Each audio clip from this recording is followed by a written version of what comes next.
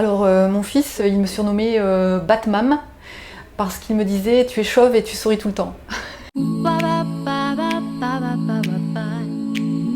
Alors, je m'appelle Marielle, j'ai 53 ans, je suis maman solo d'un adolescent de 15 ans. J'ai appris par ma gynécologue que j'avais un cancer du sein très grave, d'un stade avancé, et que j'en avais pour 18 mois de traitement. Et je me suis dit, si jamais j'ai un cancer et que j'ai réussi à traverser la Garonne à la nage, alors j'arriverai à me battre. Moi, je n'avais pas mal, je ne souffrais pas du cancer. En fait, quand il a été détecté, je n'avais pas de symptômes, ça a été détecté au cours d'une mammographie de contrôle à 50 ans. C'est étonnant, mais les traitements sont difficiles, mais les traitements nous sauvent la vie.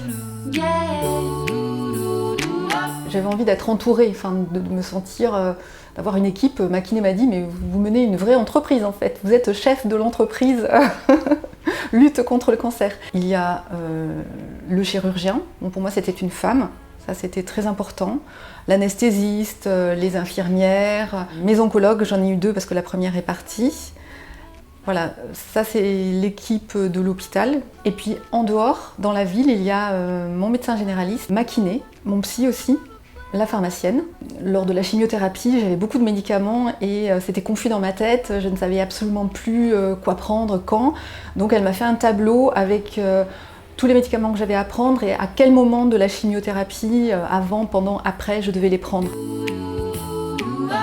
Mes plus belles rencontres, bon, d'abord ça a été la Maison Rose et les femmes qui l'animent. Donc ça c'était vraiment un monde de beauté dans le monde de la maladie. Et c'est vraiment très bénéfique parce que ça, encore une fois, on n'est pas réduite, résumée à une maladie.